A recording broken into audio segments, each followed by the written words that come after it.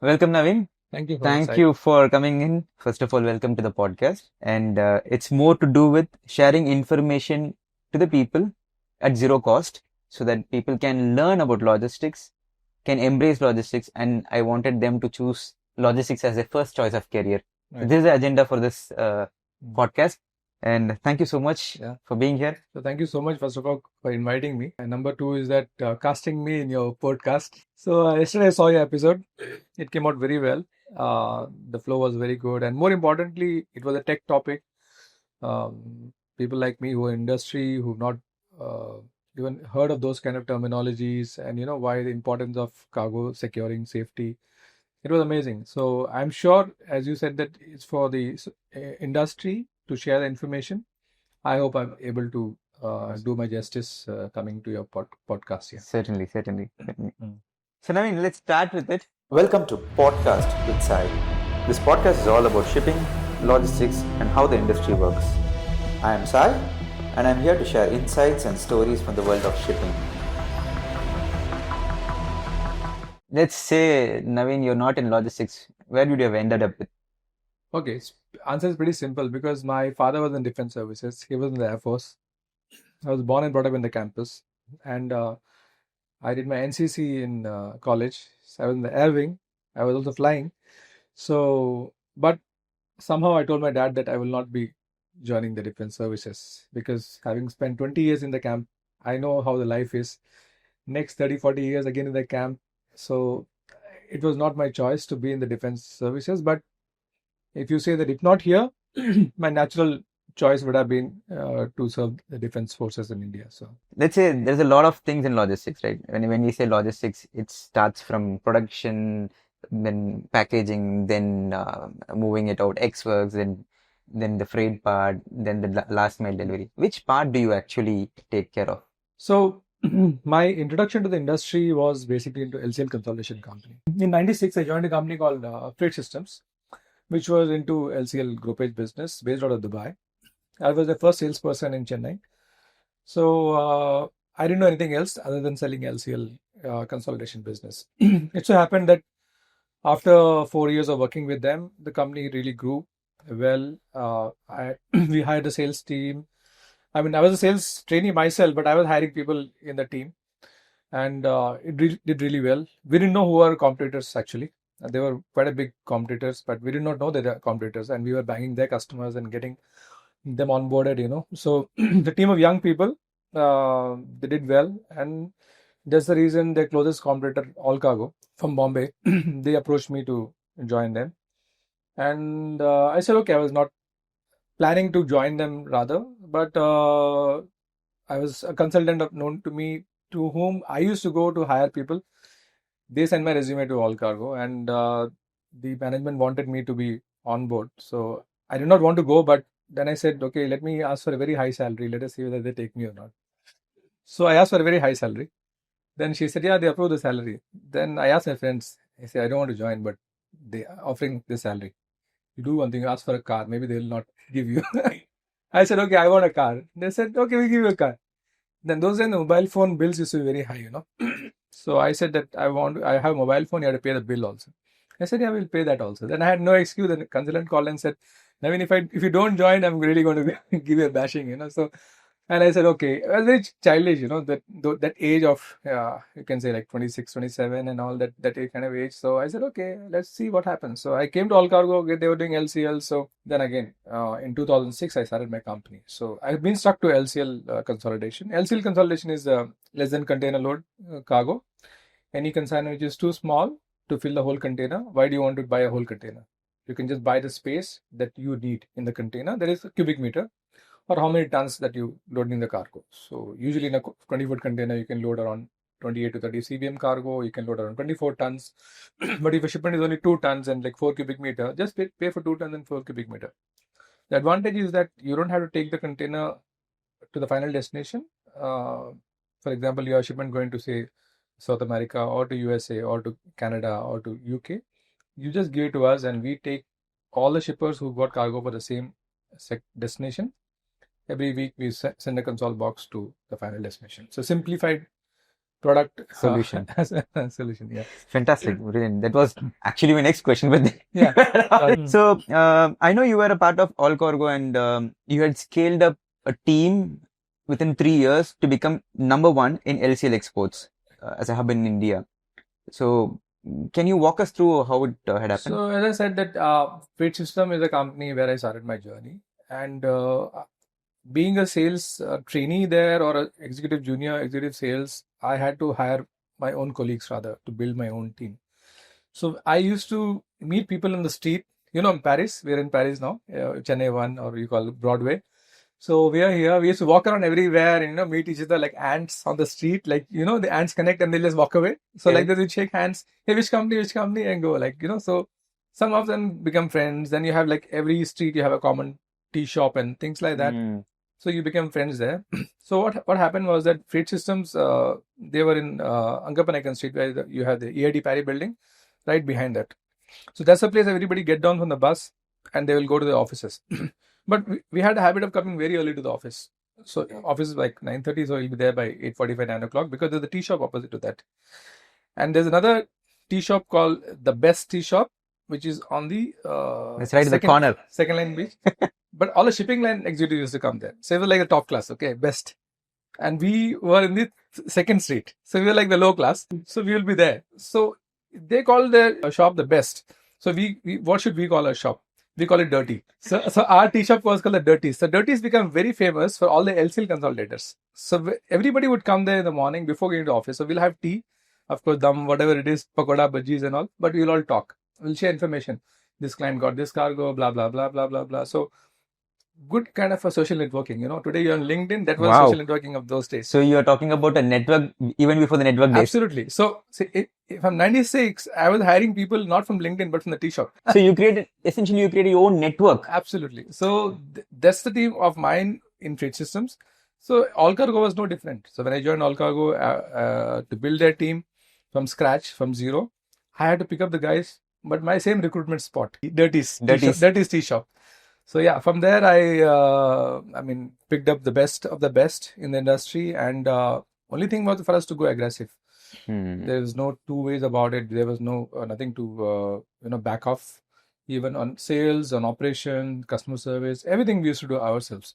So there was a drive to win, and so happened that the whole team was so much driven. So I think it was not so difficult, and the organization also, Allcargo in Bombay those days, was one of the leading consolidators, and they had a good agency network.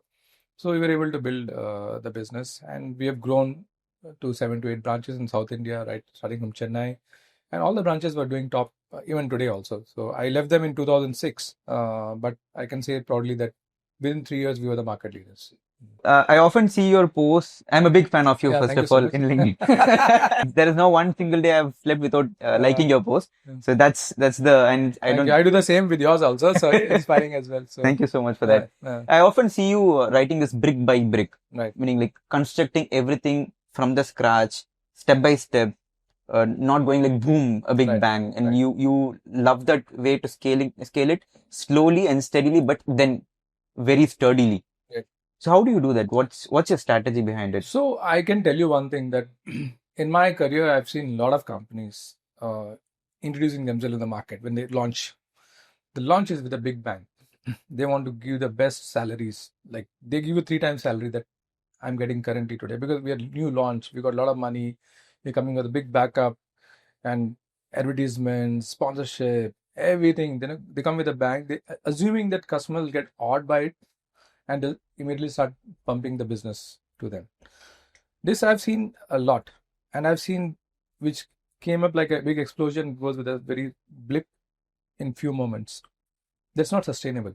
What is really sustainable today or anytime is that slow and steady, what we talk about. Exactly when you selling something to a customer, it's a product, which it's not a product, it's a service, what we call service. So they have to experience it.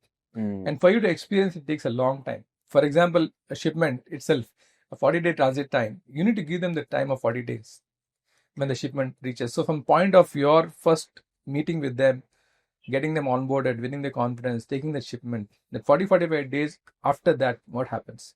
then they give you the next shipment. So it's a time taking business.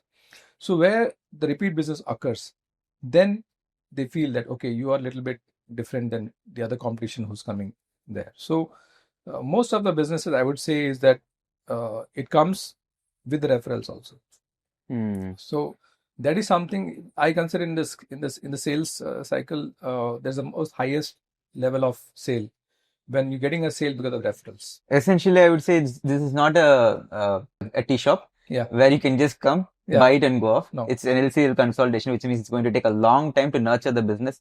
Every ticket is going to take a long time for you to sell it off. So brick by brick strategy is always the best for logistics as such. Exactly, for any business or logistics. For sure. In fact, for any business, right? It's not just for logistics. Any business, if you go slow and steady, it's going to win the race for sure. See, we have seen companies being backed up by the VCs in logistics industry. We've seen companies backed up by very successful promoters in logistics itself, but they want to create a new company, say LCL Consolidation company, or they want to start an air freight company, or whatever it is. They want to start a new line of business. They dump a lot of money, hire expensive people, but we have seen it's not worked. So, I mean, we learn from others' failures. So I've seen you talking about this. Sales in logistics is the easiest part. Right. So can you give me something about it so that it's useful for the people who are in sales or who are entering into sales, right, especially in logistics or LCL? Right. So can they learn something from you? So why I say sales in logistics is easier? Because before logistics, my stint was into selling computers and office equipment. Okay. Yeah. So there, when I'm selling to a, say, B2C customer, they have zero idea how things work electronically. You know, what are these machines work? They need to be convinced why this investment is required. You know, so I had to do a lot of education to the customer to sell that particular product. But when it comes to logistics, most of the customers are already into the business. They're already doing shipments. They already have another competitor, other service providers giving them the services. So the education part to the customer is not so much. Now, what exactly are you selling to the customer? You're selling only yourself. So when you're sitting with a customer, they already know a lot of things. They want to test you whether you know to that level or not. Okay, they will not expect you to know more than them or more than the best, the most experienced salesperson in the industry. But when you're going with your level of experience, say 0 to 5 or 5 to 10, 10 to 15, 20, 10 to 20 years experience, when I'm discussing with a customer, they expect me to have certain knowledge. They test me that, okay, if this goes wrong, how would you deal with that? I'm having a problem with that guy. They screwed up. What do you think should have been done? So they give you a lot of Scenarios. So in those scenarios, how you are able to put forth yourself to the customer. That's what they're looking at. So why I say easiest part. For any salesperson, one of the best qualities is to be a very patient listener, right? So it's all in sales techniques. So basically, you need to practice it on yourself. Don't be too excited to say, oh, my company is blah, blah, blah, blah, blah. Customer is not interested. When I joined Freight System, my first company, they were leading LCL Consolidators in Dubai. So when I go and tell my customers, we are leading Consolidator in Dubai, I don't care. I'm in Chennai. How does it matter to me? Correct. So I need to understand what is their requirement, right? So I think it's most easiest part because certain very, very common practices that we can do. First of all, you have to be presentable. The person is giving you time, honor the time, be 5 minutes earlier. Secondly, if the person may be busy to meet you, you may have to sit for half an hour in the reception. Okay, when you're going to meet after half an hour, are you going to say hello with a big smile or you say, boss, you made me wait for half an hour? So these are all those things very easy to adapt. What you expected from you in your school, at dinner table in your house, or when you go to a relative's place, same you have to do with the customer. That's why I say it's very easy to sell in logistics because the technical part, the education part to the customer is very minimal. If you have to choose one skill that any salesperson should have in this industry, what's that? I think humility is one thing I would definitely say, because when you're meeting a lot of customers, when you have a lot of business, when you start making money, you feel that you know more. I think humility is something that every conversation will become like a class. So, you think, okay, maybe I don't know. Maybe I don't know if something is humility, So I can learn something from them.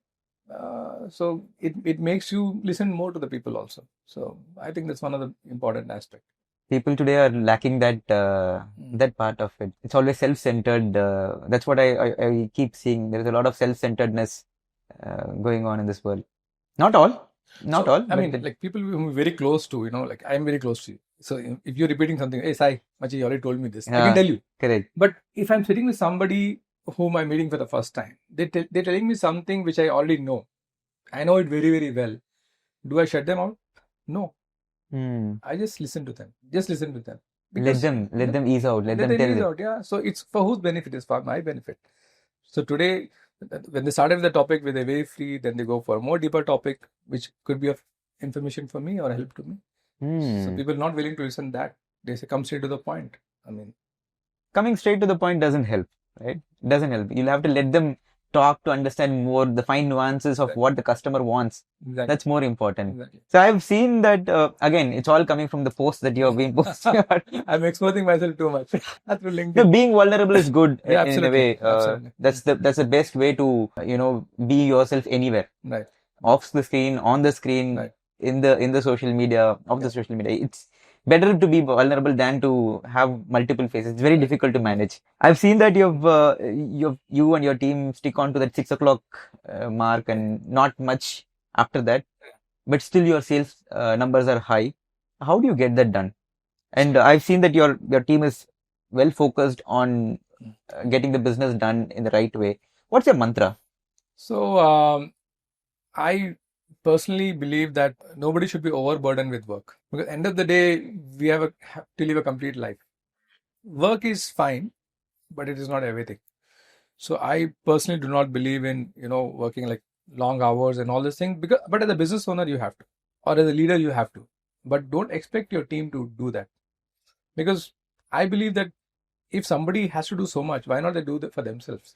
Why should they do for somebody else? So of course, there are people who, even though there is no strict timing that you have to leave by 6 o'clock, but I would prefer everybody to leave by 6 o'clock, before 6 o'clock. The reason is that I want to know that my team is efficient. Even if my team is leaving at 5:45, I don't want a customer to call and say this job was not done.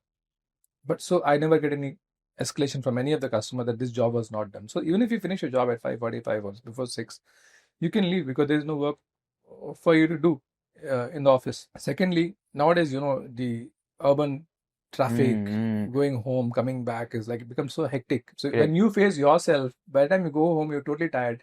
You don't want to talk to your family. You don't want to do anything else. So imagine for everybody. So the empathy is very one part of it.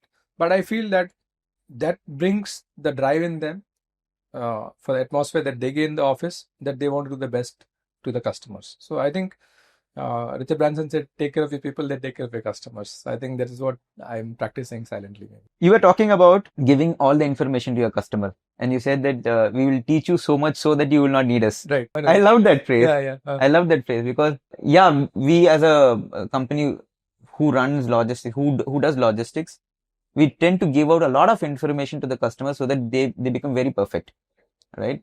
So once they learn, general fear comes that they might leave us. But exactly, I've also experienced this. I mean, in fact, I'm on your side for this particular statement, but I wanted you to talk more about it. We let the customer know everything. We don't hide anything.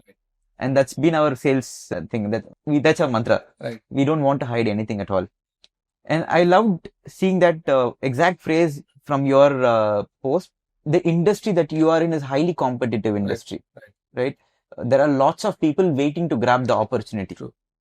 How do you mitigate that risk? So the risk would always be there.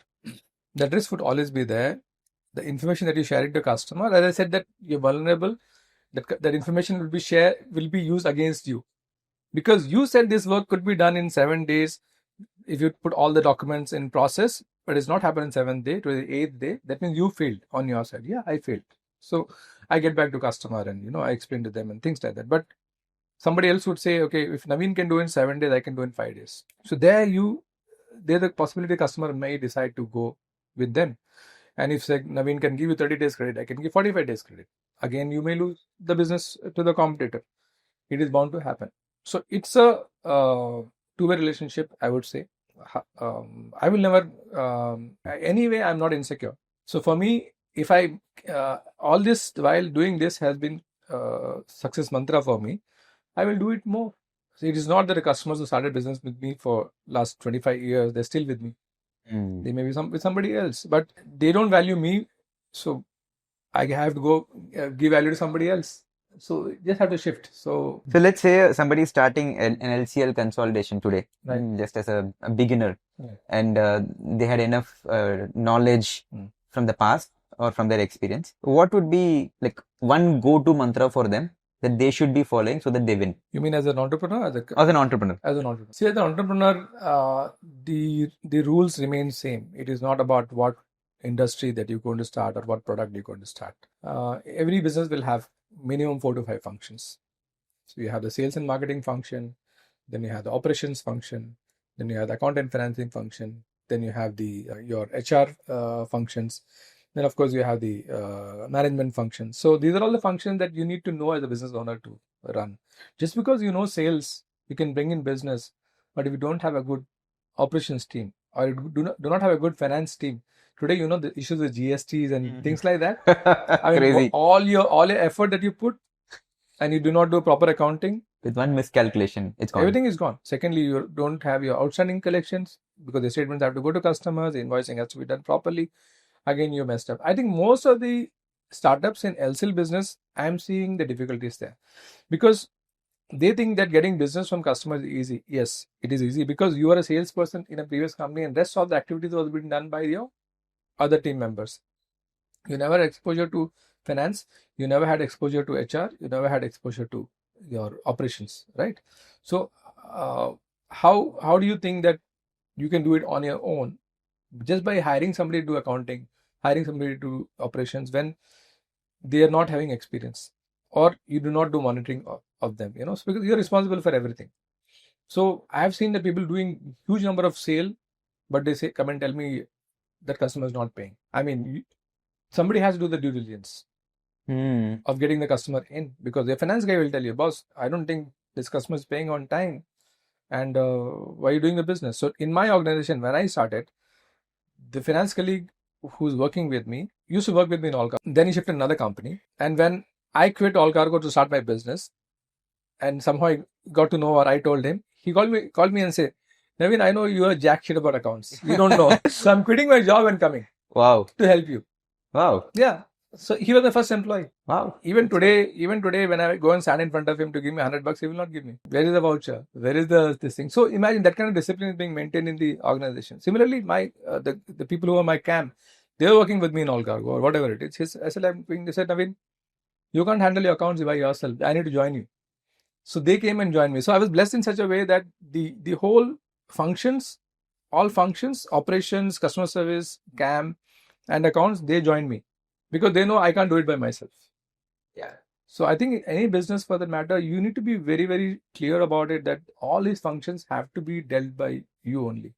Just by knowing one function of being only operations or only sales, it's very difficult. So essentially, an entrepreneur should have 3 different skills is what everybody says. Absolutely.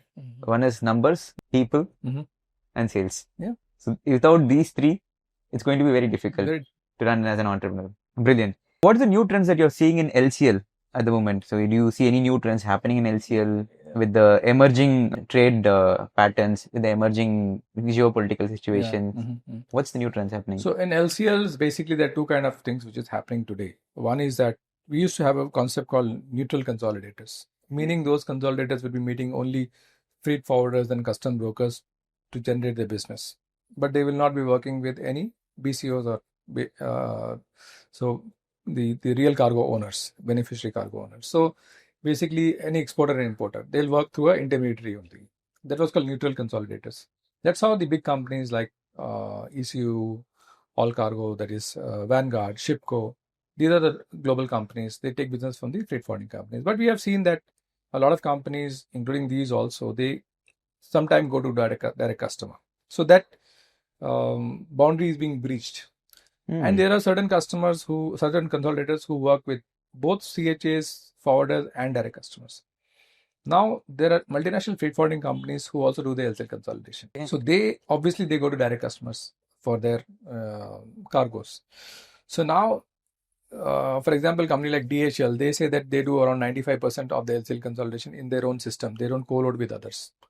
So having said that, they themselves are becoming a competitor for the LCL consolidators, and they're neutral LCL consolidators. So this one side of the story. Other side of the story is that some companies are starting tech-based LCL consolidation. They say, okay, our rates are online and blah, blah, blah. You can just come and do the booking and things like that. That's also starting now. But we will see how really it grows. So when you say tech-based LCL consolidation, is it more like a courier company, something of a pattern similar to no, couriers? basically it's online booking. So how you earlier shipping lines used to do online booking.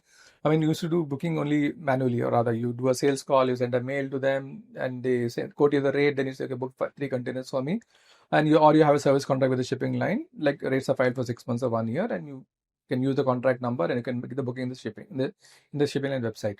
But today it's not like that. Today, almost all the shipping lines, any container that you want to book, you have to go online. Just like booking your hotel on the Make My Trip or booking.com. You go Chennai to Hamburg, 2x40, cargo description, wait, rate will come, click book, booking is released. So that's what the shipping lines are doing. Similarly, some consolidators, they are an online platform. So if you have a 2 CBM cargo, go click details, you get the rate. If you're okay, you make a booking, the booking goes to their website. And from there, then they confirm the booking and they say, okay, we're loading on this particular date. You can hand over the cargo to us. So brilliant. So this question is more towards general people who would want to send their cargo across the globe. Let's say they're small-time traders or small-time manufacturers who are only doing it in India, but they wanted to step into a global positioning. How would an LCL consolidator help them in the initial phases? So as an LCL consolidator, the job is very restricted for us to load the cargo only into the containers. So for example, they have a shipment, say, to Hamburg, to CBM cargo of Hamburg. So they will in all probabilities, they will not be knowing us directly. They would be knowing us through their custom clearing agents. And the custom clearing agents will know who's the company who does regular boxes to Hamburg. Like every consolidator is not specialized in all the ports. Some do only to Middle East, some do only to Far East, some do only to Europe, some do only to South Latin America, some do all the ports. So the custom broking agent will know that who the consolidator to choose for that particular shipper. So it's important that the shipper or the new exporter chooses a good LCL consolidator, a good custom clearing agent who chooses the consolidator based on the merit, not because he's getting certain benefit on the rate and he's keeping his margin, or he's like some consolidator who's unverified and things like that. Then it gets into a problem. Then what happens when the shipment is not going on time or damaged or whatever it is? Then the custom broker says that, hey, I gave it to that guy and he messed up, but you should take the responsibility. So essentially, anybody who is having a smaller parcels, like for instance, they want to do a test run, they want to do a trial shipment, they can still choose an LCL consolidator through their known CHS. Through their known CHS. Because see, CHS job is essential there, because the new exporter means you need to register them with the IE code, and you need to give their AD code and things like that. All job is done by the CHA. So then the next step obviously is to tell them, once you book it, then they know, okay, I know I'm booking through Global Logistics, or I'm booking through XYZ company, and they can come directly to you next time. So it's up to them. I see you traveling a lot, right? That's something which I'm fascinated about, and I see you doing that relentlessly. Actually, it's so easy with the poise you do it. It's so nice to see that you have been traveling a lot, at least 40 times in a year. Yeah, sure, definitely. Around 50 weeks means definitely 40 times. 40 times in a year. How do you manage that? In the sense, I would put it even more precise. How do you manage it with your health? How do you manage it with your family? How do you manage it with your functional elements in your organization? Okay, so let me come with the health part of it first, because that's my morning routine. So yeah, I've been brought up in the defense background, and being fit is totally uncompromised. So even if you're partying till night 2:30, morning 5:30, you have to come for your health run, and you have to go for 6 kilometers, come back. So that is one thing that we never compromised. Until 30, I was continuing that one. So I know that in between, my health was not, I was not able to keep up to my health standards, rather, I would say, because of work. You generally try to take it very easy. You feel that you're fit, but actually you are not fit. So I started realizing that no, this could not be a reason for that. So I got back to healthy eating or going to the gym at least 4 to 5 times a week. My running is there. Whenever I go, I do some swim and things like that. I check my weight every day. So every day after shower, same time I check my weight. That goes without this thing. So yeah, I mean, I don't want to compromise on health. It's pretty simple to do it. Nothing big. Sorry science to about it. interrupt in this. Yeah. Checking the weight every day. Yeah. I do that as well. Yeah, And okay. same time, without the breakfast, Right. after the shower. Yeah. Oh, cool. Join the club. Yes. Just to ensure that I've not put that extra 10 Exactly. grams, 20 grams, 30 grams, just because of my previous days. Right. Yeah. It gives a pattern. Exactly. Seriously, it gives you a pattern on how your life is turning because of the previous day. Please go ahead. Yeah. So the health part is pretty easy. Okay, the family part is the best part because my wife, even though she's more qualified than me, and she was working in a better organization before we got married, but she wanted to quit the job because she wanted to take care of the family. So my 2 children now, they are grown up. So she's been taking care of them pretty well, and I'm not a guy to go to school for the PTAs or things like that. So she knows how much I hate it because somehow I can't take that part of it. So I love children, but too much of thing I cannot get into that. So yeah, she takes care of the family side very well, and she's married to me knowing that this is my profile, knowing that I love to be out doing meeting customers or travel and things like that. So she's been very helpful to me. In fact, earlier days I remember when we got married, she was the one who used to drop me to the airport on a bike. Because I travel so frequently, I used to have to travel to take a flight. So early morning flights are cheapest flight.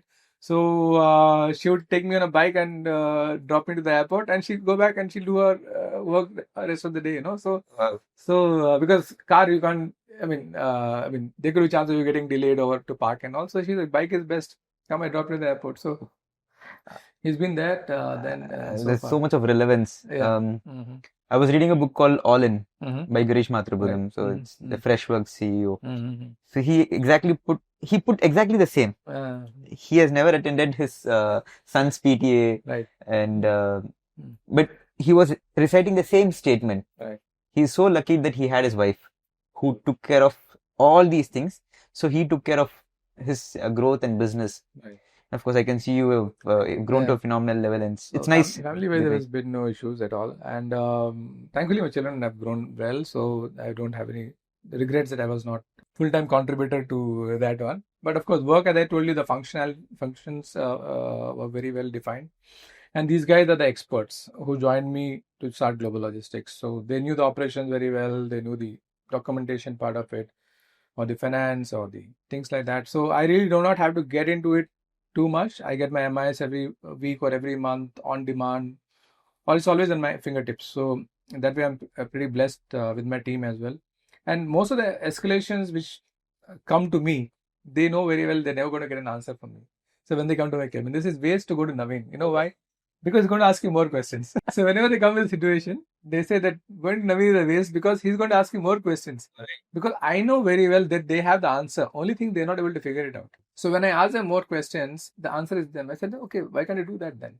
Said, yeah, of course. So they say like, okay, no point going to him. We will think by ourselves, find a solution and go to customers. Okay, so essentially, putting the questions back to them, putting the right questions back to them, yeah, had given you like one of my easiest thing to do is people when they come late, I don't ask them like why are you late? I ask them only one question: what can make you come early to office? Wow, that's a nice way to put it. Nice. How do you manage your stress? Okay, so first of all, do you get stressed? that's what I've not seen you getting stressed anywhere. Absolutely, I've not seen you getting stressed anywhere. So thankfully, I never get stressed at all. A lot of people ask me for that, and I would say that by getting stressed, you're not going to get results. Very true. Never you're going to get results, because you can say that my training in the NCC, I was flying that time, and they used to say that the pilot has to make split-second decisions. So in that scenario, stress is never going to help you. You need to think about decisions. So in a split second, you have to make a decision, right? And decisions are based on certain SOPs. If this goes wrong, that has to be done. This goes wrong, that has to be done. So in Stress is basically something going wrong, and you already have the answer. So this is going wrong. So is this the answer? Is this the answer? Is this the answer? If there is no answer, leave it off. Any problem, if you do not have an answer, it will get solved by itself. On a lighter note, we are laughing it out, but this has a very deeper insight to itself. If you have a structured answer for anything, if you have a structure for anything in your organization or for your life, if you have a principle and a structure towards it, I think decision making is going to be fairly simple. And if you can make a decision, there's no need of getting stressed. Simply, people getting to the airport. I mean, you're going to miss the flight, right? Correct. You're late. Why do you even go? No, you can definitely go there, and you can talk to try to talk to the gate agent, and be nice, polite. You never know, they can let you in. Correct. But the moment you're stressed, like you're going shouting at the gate, nothing going to help. I've seen this favors tremendously. Since I travel a lot, I can tell you, I've always been favored by the airline people, always been favored by the hotels. I drop in at 10 o'clock, check in is at 2 o'clock. I'm in by 11, in the best room possible in the hotel. I've seen people complaining, doesn't matter. But I've been very, very blessed in that matter, because that the stress is going to show on their face. And these people working in a highly stressed place. Exactly. Any airline staff or any hotel staff. They'll have to manage. So demanding. Because if they're paying, they think that they have to serve them. But when you meet them in a different, empathetic way or a nice way or say pleasant way, you're definitely going to get your things done from them. Yeah. So it's a very nice thing. just by calming down and just by giving them the right approach, right, a softer approach, I think they will be able to help you out in. And if you are a leader and if you are in stress, imagine what kind of feeling that you're giving to your team and the family. So that's also very, very important. You're responsible for the whole environment. I think this is the biggest learning anybody should be taking it from this podcast. Just stay cool. Stay cool, yeah. like MS Dhoni. Right. Everybody loves him. Right, for his cool nature. See, they lost, I think, the last IPL. I was not following IPL for the last couple of years, but I think they were not doing good. And I went to watch a match. Chennai was playing in this season only because somebody gave us the ticket. A friend of mine gave 2 tickets. I went with my son, and people sitting next to me, they're giving commentary how Dhoni should be playing, And I was like, okay, this guy, even if you sit in front of him and give lecture, he's not going to listen to you. Exactly. And the funny part is, people who give lectures does not really go and play. Yeah, exactly. They cannot. They do not have the ability to go and play on the field, but they have all ability to stay away from the ground and start telling from the TV, from the television when they're watching this. Hey, you are not supposed to play this way. You are supposed to hit it this way. Exactly. Yeah. Right. So when I come to when you again come back to the business, what makes you stay motivated to keep doing it again and again and again and again? What brings you that motivation? See, maybe I don't have nothing else to do, To be very frank. And especially in the industry where we are, where in logistics, where the results are not immediate. Right. It takes time to bring in the results. So how do you really get to stay motivated? See, I don't put unrealistic targets. I don't believe in that. Especially the budgeting exercise in our industry, because I've worked for 2 big organizations before. I think it's a big farce. Because you go to a resort, you give everybody a nice drink, they're in the pool and blah, blah, blah, wearing your beach shirt. Then you go to the conference room and you're in a good mood. And the boss says, this year we're going to 200% increase. And everybody's like, yeah. And they put their numbers. And when they finish and go back home, the reality hits. It's so stupid. I mean, why can't you have a scientific way of doing your budgeting? Just because, for example, you can take cricket itself. I think CSK did not do well. They came last on the table. Do you think that next year they'll be planning to win the cup? Somebody might think that. But knowing Dhoni, I know very well, he'll think it's a long way to go. Right. Maybe not this year, maybe next year. So they take it gradually, right? So because it puts so much of pressure on the whole system, it's going to break. Like yesterday we were talking about your lashing material. Yeah. So it's a 5-ton breaking point. Okay, you take 15-ton load on that, what happens? It breaks. Snaps. So you doing X, you want to do 3X of that next year. What are you going to do? You're going to break the whole team. Correct. Totally unrealistic, right? So my budgets and targets are not unrealistic because I've been in sales. You put me pressure on me, I can take that pressure, but not on my team. As a leader, even when I work for other organizations, whenever the budgeting exercise to happen, I used to tell the management, you give me individually, I'll do it. I have that kind of a load-bearing capacity, but not my team. So I can do on my own. Same with my organization also. If like last year, my finance head, because he's been working with me for the last 20 years and he's a previous colleague. I mean, this year you need to take a little bit, we need to grow high. I said, how much you want to grow? He said, no, I want 30 lakh rupees GP extra per month. He said, I said, okay, really? You think your team can do it? He said, no, I know you can do it. I said, okay, I need to travel more for that. I need a new camp for that. I'll arrange a camp for you. You travel wherever you want to travel and get the business. So, and only as me, I can take the responsibility and the pressure on myself. So, what keeps me motivated is basically is that you have a good people for whom you need to be sincere. You need to be working for them. They're supporting you in turn. I need to ensure that everybody get paid their salaries on 28th or 29th of every month. Okay. They have a good work atmosphere. They go home early. They're healthy. So it's all me working along with them. Talking about the customer's side of it, every customer is different. My highest paying customers are the least bothersome customers. That's there. I can tell you, when they pay the premium 20-30% higher, they won't call you, even if the shipment it won't get messed up, but whatever, it's not going as per the committed schedule, because not every time everything is under your control. Okay. But they understand this is how the industry is. They never call you. They say, bro, look into it. You know, there's recently one vessel caught fire, one high vessel. My container is there in that. Wow. Okay. Yeah. And I was in Phuket on a vacation. And my customers, I called like, sir, your container caught in the vessel. You know that? Yeah, Naveen, I know that. So what to do? I said, you know what to do? I said, yeah, we have to follow the procedure, right? Okay, follow the procedures and let us go into insurer, whatever it is. So we're doing the job, but does he call up and shout at me? He doesn't. So they're the highest paying customers who know it. Some of this is resonating a lot with me because we never hide things. Generally, we put it upfront to the customer. Even if there is an incident, we just call up the customer and say there is an incident. Exactly. See, this industry runs with machines and things like that. Where I am, especially in the Breakbulk, there were incidents. And in fact, the very first cargo that I took when I came into the industry, the very first cargo which I took as complete ownership to work, there was an incident.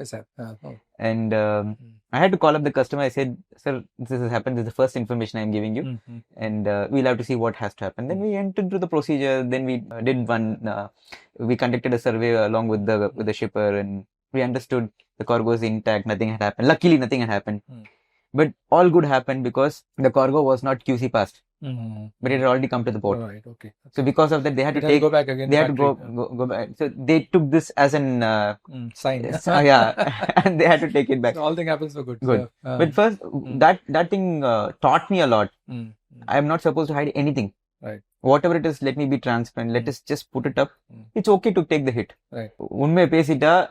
Yeah, you don't see one lie, you have to 100 lies to hide it. So I always tell my team, உண்மையை பேசுறதுக்கு தான் நம்மளுக்கு கஷ்டம். உண்மையை பேசியாச்சுன்னா now I'm sitting under the customer. Yeah, that's true. I tell them also. I said, you tell the fact, I'll go and face the customer. Simple as that. So, okay, it's going to last for a moment. We know people have emotions. They have to let it out. And after that, the practically part hits in. Okay, now let's try to see how things can be solved. I see a lot of posts that's relevant to your faith, your patience.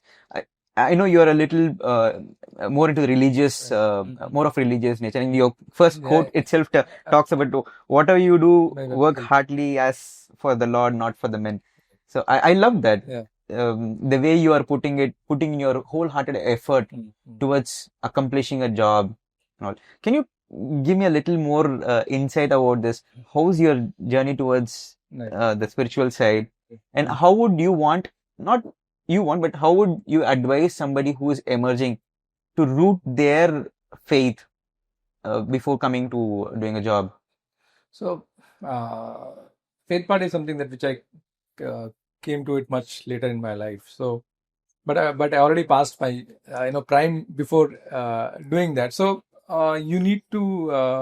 I always felt that I wish I had a little earlier. But of course, everybody's life journey is different. So that's one of the reasons that I started, along with two more people, I started a fellowship for all the shipping industry people, what we called as a shipping fraternity prayer fellowship. So we meet every second Friday at one of the venues. So nowadays we're meeting in one of the Kirk Church in Egmore. We're meeting in Paris in my office also for last 10 years. So what I felt in the industry was that there's a lot of stress. there's a lot of uncertainties, and people, when they come together, pray and they worship and they sing and they have this kind of time, we give them a lot of hope. So people come and discuss their issue. Youngsters especially, they want to discuss, they want some job change, they want things like that. So there's a let out for them to express themselves. So that part is something which you get with the community. Having your faith personally, to believe in God, because everything created by God. So we know that He also created us. So there's a purpose behind it. So to understand the purpose is very, very important to know your faith. And more importantly, I feel that the community that you build together, that community is which help each other at any given point of time. So somebody would say that, okay, let me pray for you. Okay. Yeah. So I mean, you feel, So okay, nice somebody is about praying on my behalf, because when you are in certain emotions, certain time, you do not know what to speak to yourself, what to speak with others, and what to speak to God also, because you feel everything is unfair to you. But somebody says that, okay, I've gone through the same thing, but I can pray for you. Since you're not in a position to do that, let me do it for you. So I think caring for each other is more important. So when I wrote about in my verse in my LinkedIn statement, he said, when you're doing for God, means that He's watching you all the time. So what are you doing behind? You can do a lot of things behind a man's back, but you can't do behind God's. There's no back for God. So basically, there's a brilliant way. I've been observing this, and I've also heard it from different people. When you try to do something to God, especially when in Hinduism, when people offer something to God, they have to bring in the best coconut. They have to bring in the best banana. Exactly. When you're doing things to God, you try to do the best. Exactly. So I happened to read your statement, and I felt exactly the same. See, whenever you're doing something, you want to do the best out of it. Exactly. And I love the concept of doing a group prayer, because this again is a science that I always cherish. Whenever, especially in temples or church or mosque, wherever, any place where you do the place of worship, and when you actually worship, there's a lot of frequency that's generated, vibrations that get generated. Absolutely. And you're right, you can actually pray for the other person. Once you pray, it's like a tuning fork experiment. I've been telling this everywhere, the tuning fork experiment. When you strike one tuning fork and that starts vibrating, and when you start placing the same or a similar tuning fork next to it, this one will pass on the vibration, and this starts vibrating. Right. And now both are struck and kept near, it amplifies. It gives an enormous sound. Yeah, absolutely. Right? This exactly happens when you do a group prayer. And everybody is in the same sync, in the same mindset. Right. Things are going to amplify. Right. Or if there is an amplification, if there are like 10 people who are in the prayer and the other one is in chaotic situation, he comes in. This seeps in. So I've also seen that not everything is to be measured in the success at work when you're talking to another person.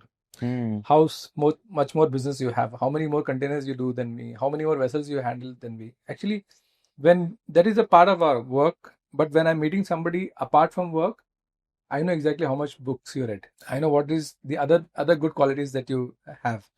That helps me. That's what I like about people. Of course, I acknowledge their success in business. That's hats off to them. It's not easy. But when I meet somebody who may not be very successful in the business, but I see the other aspects of them, how helpful they are to others, what are their passions, so they have something called the Ford formula. I don't know if you must have heard of it. It's Ford is a family. I think you should explain it for the people. Okay. So that this is a very interesting aspect. I think you should explain. Ford formula is F is for the family, O is for the occupation. Okay. Then R is for recreation. Okay. D is for your dreams. So first from the family, how you're with your family. So either in your home or your office, you call it a family, or your home, your occupation. Then you talk about the work. Okay. First we talk about you, then we talk about the work, occupation, then recreation. Recreation is I've seen amazing people doing amazing things. They're rock climbers, they are sailors, they are the bikers. They're having much adventurous life than not doing like 2 lakh containers per annum. But they're having fun of their life. And what's the dream? And dream is to retire, or dream is to do something else, or whatever it is. that's the most fascinating part that I really enjoy about talking to people, the Ford formula. So And this is something which everybody would love to implement into their life. What's the toughest job that you've done? the first job wise, I don't do because it's all containerized business, all standardized. So nothing great about being toughest jobs in Indian. But I can tell you there are certain situations which did not happen because of us, because of some mischief. Somebody put something in a container, a contraband. So, but I'm responsible for that, right? Because it's in my container, and with the agencies that I had to deal with. So it happened to me very early in my life. It happened mid in my life. It happens pretty recently also. And you go sit in front of the authorities, and they know exactly that you're not a person like that. But boss, we have to follow the SOP. So this is the thing which stresses you out because end of the day, that there is no easy way out of it. They have to follow the procedure, and you have to be a part of the system to really help. Can you give a little more insights about the contraband goods? Yeah. Because this is something which might, as a young LCL company, might do an oversight. They might not think about it, Right. but they might need this kind of So an it insight. happens usually, basically, in unverified customers that you do business with. So some salesperson gets you a business because customer wants to, they want to onboard a customer. So when the vetting is not done properly, or sometimes a very good customer in the past, they're going through some kind of financial trouble and things like that. They want to take a shortcut. We never suspect that person would do something like this. We never know because so many people do mistakes, right? Under the stress. So they may be a known customer also, but you never know. Things like this can happen. But we always have to be very cautious. And as I tell you that most of the time, it happens because without information. Because how do you know that the person is going to do it? You're not going to let them do it, right? If you know that this person is going to do X thing, you will not take the business. You will not even go closer to them. Correct. But they want to breach the system. That's what happens, no? When people breach the security system, even if we have the best of securities, some culprits, they breach the security because they misuse their trust. They misuse somebody and they do it. So it happens like that. But in this situation, what happens? You need to be very cooperative. You need to know what you don't. There's no decision making here. What is right? What is right? What is wrong? What is wrong? I mean, even if the person who's wrong, it has to be exposed. It will have consequences. Sometimes they may threaten you, or they may give you, or whatever it is. But you have to do the right thing. You have to face the consequence. But end of the day, I've seen that as long as you're on the side of the right, the process of getting churned out and getting this thing is there. But end of the day, you're not done anything wrong. So why to hide something? So and it gets cleared up. But what happens? Your work gets shut down. Any way to restrict that? Yeah, restricting is same. I mean, I told you that we need to be aware of our customers. We need to see that. Yeah, what's getting packed. Yes. That is because it's not our business. We take the container, we put in the warehouse, and the custom cleared cargo is loaded in the container. But sometimes things are happening in the trade. Good companies, cargo is getting stolen, pilferage is happening. So things like this, So after reaching destination, cargo is pilfered, or after coming here, cargo is pilfered. So these are the things which you have not done it, but you are a part of the whole system that you need to cooperate with the right authorities or insurance companies or things like that, or with the customer to get it resolved. So that's not an easy task. Not an easy task, I would say. But as a leader of the organization, you are the first one to put your neck in front. During times like this, I will not suggest people to delegate. Because delegation, what happens is that person may be under stress, they do more mistakes. So you say, I'm the owner of the company. Yeah, it has happened in my organization. So I'm obviously responsible for that. Not that my manager did it, or my junior guy did it. No, if you want, I'm there. So there's something which I also keep telling my team. If I do a mistake, it's a mistake done by the organization. If you do a mistake, it's still a mistake done by the organization. Even if the last person who's in the organization does a mistake, it's still a mistake done by the organization. So anybody who does it as a part of organization, who does a mistake is a mistake done by the organization. So I will take the responsibility. I'll take the shot. Brilliant. So right now there's a lot of technology evolution that's happening right now with AI coming in. Just like now the people are looking AI as this phase. When the computers came in, how the things started changing, and when the internet came in, and when the www came in, just like that, AI is coming. Right. How do you see this? Is there any adoption plan? Do you think this is going to be a good thing for the logistics, or will it have a counter effect on logistics? What exactly is your take on AI? I think that the technology used by the logistic companies, some of the companies, they have in-house uh, tech teams who build the technology for them. But I've seen even the biggest of the biggest, I don't name them, the biggest of the biggest organizations, they tried to do that. What we're talking about, a big shipping line with IBM, they put up a big setup in Bangalore or Hyderabad with hundreds of people and things. They didn't work, they shut it down. And another very big freight forwarding company, they went with a very big tech software tech company, which was not in logistic business, but they spent billions of dollars. Then they scrapped it again. It happens because somebody trying to be different than your competition, and you're trying to create a tech atmosphere, and you want to go 10 steps ahead of the competition. Somehow industry doesn't work in our industry. What really works is the ecosystem. The tech provided by the tech providers, they have, we do not know how many tech providers there are in industry, because I know 3 of them because I work with them. I know 4 or 5 of them because they are approaching me to pitch their business to me. But there may be 20, 30 of them. But all these 20, 30 of them know each other. They know exactly what their competitor is doing. So they already in a competition to make a better software or technology for the whole industry. So the ecosystem is being created by these organizations, and I think I will personally leave the technology to them. As combined together as a tech vendors, what are they providing to the market, I will take it. Even if I'm one step behind my competition, I'm not totally behind them. I can definitely catch up. But the race to get ahead 10 steps has not worked because the market is not ready for that. See, market readiness is something that you need to be thinking about. Okay. Innovation in a B2C works very, very well. Right. Because there is an aspirational crowd, there's an early adoption happening, and they show to others that, okay, I've got X technology and I'm very happy, and why don't you adapt to that? Okay. But in a B2B environment, tech is, especially in logistics business, I think tech is something that as long as we are on the equal platform, we can cooperate very well and work better, But if you want to be 10 steps ahead, then you need to hire that kind of people. Do you have those people? You don't have. You need to acquire those kind of customers. Do you have those customers? You don't have those customers. So you're running very much ahead, but to what direction? Neither towards hiring the right employees, nor towards hiring the right, to acquiring the right kind of customers. So you're leaving the whole market for somebody else. Right. That's what I feel. 2 steps, 3 steps ahead is fine, but 10 steps is not going to work.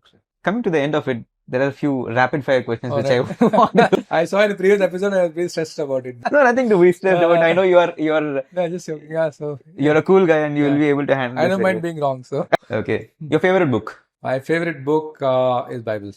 And one learning that you keep applying every day? Learning that I keep applying every day from that book basically is about the resurrection of Christ. So basically, I feel that everything can be made resurrected.